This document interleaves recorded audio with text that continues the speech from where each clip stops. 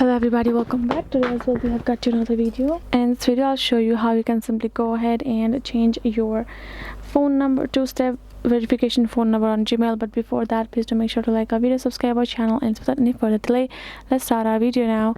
So for that matter, what you would do is simply gonna go ahead, access your Gmail account first, go to your profile icon on top right corner, tap on this option called manage your Google account, and thus this will lead to this kind of interface that will appear over here. Simply go to this option called security and go to this two-step verification option. Go ahead, tap on it, and now you can see use your passkey to confirm that it is you. Tap on this continue option.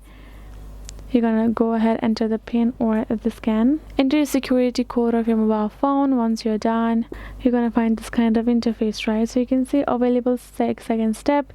So for me, you can see this is a voice or text verification. Codes are sent to text message. This is the number, right? So if I would like to change that number of mine, I'll have to go to this option, add a backup two-step verification code. I can simply tap on this delete option and I can delete this number, and tap on this add, and I can add another number from over here, and I can simply get a verification code to confirm it, and I will be done.